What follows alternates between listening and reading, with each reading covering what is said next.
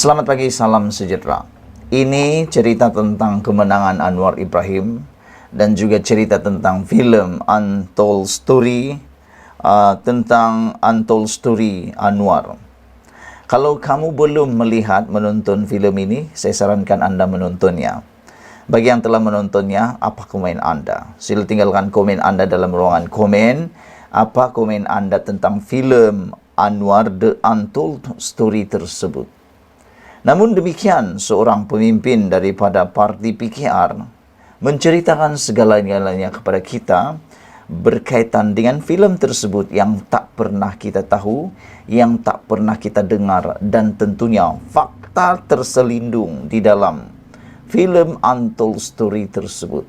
Ramai orang yang menonton saja tapi tak pernah tahu. Jadi ikuti terus ulasan ini, share video ini supaya semua orang tahu apa sebenarnya cerita di sebalik Anwar Untold Story tersebut. Dan ada juga pemimpin-pemimpin lain yang boleh kata musuh Anwar membuat huraian, membuat ulasan tentang film tersebut dalam ulasan kali ini. Mereka kata ianya merosakkan nama Mahathir Mohamad. Dan dia kata haprak film tersebut, tidak bergunalah, habuklah dan sebagainya. Dan orang yang mengatakan ini ialah pengikut keras, pengikut setia kepada Tun Mahathir Mohamad, Perdana Menteri kita yang keempat dan Perdana Menteri yang ke-8 dulu. Nah, jadi kita tengoklah apa sebenarnya yang berlaku.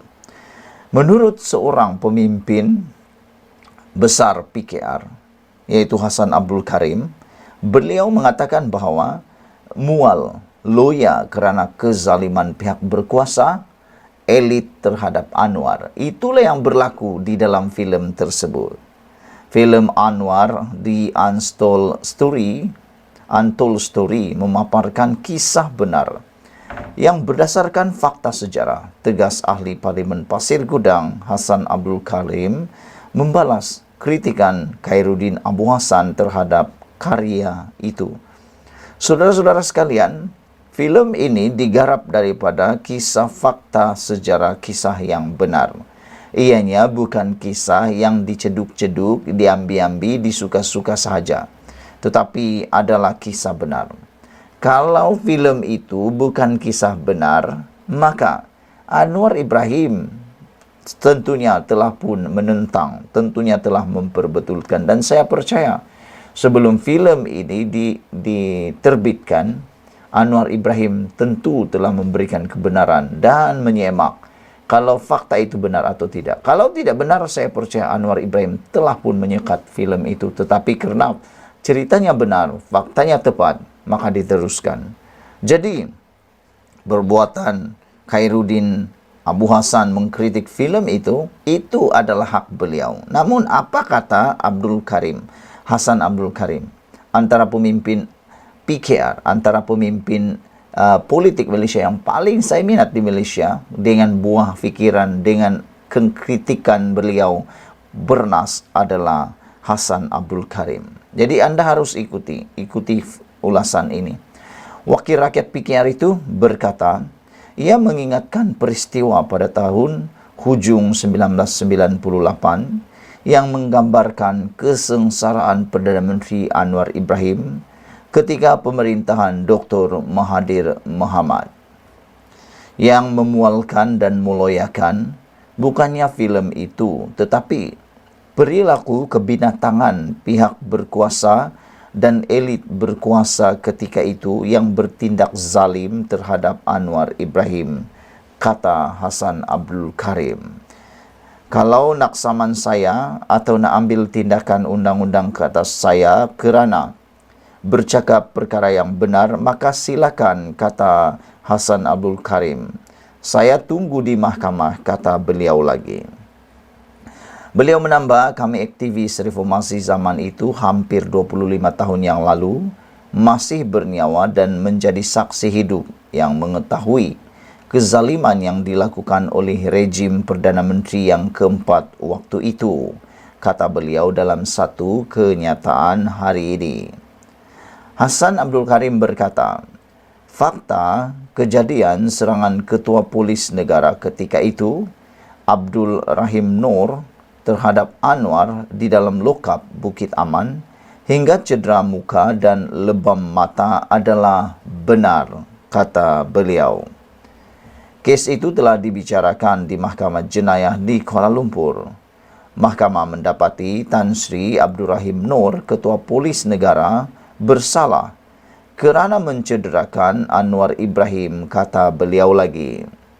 Terdahulu, Khairuddin menyifatkan filem itu sebagai haprak berunsur propaganda, bertujuan memfitnah dan mencemarkan reputasi Mahathir.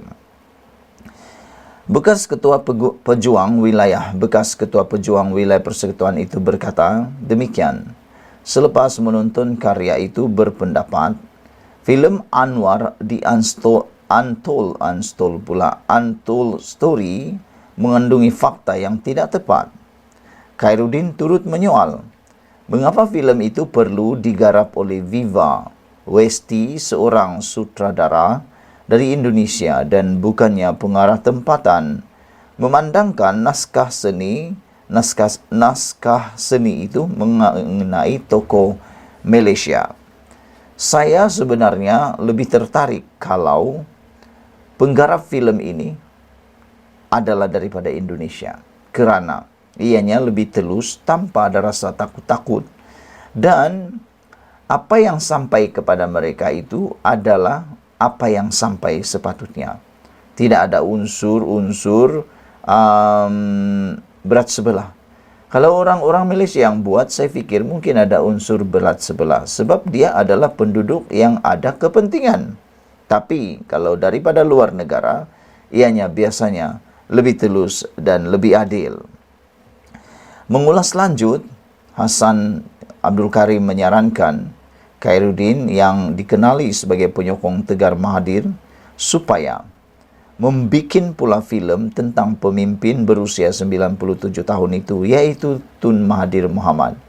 Kalau tak puas hati dengan filem Anwar di Untold Story tersebut dan memikirkan Mahathir telah difitnah, apa kata Khairuddin Abdul Hassan menyarankan supaya Khairuddin membikin filem tentang pemimpin berusia 97 tahun itu, iaitu Mahathir pula.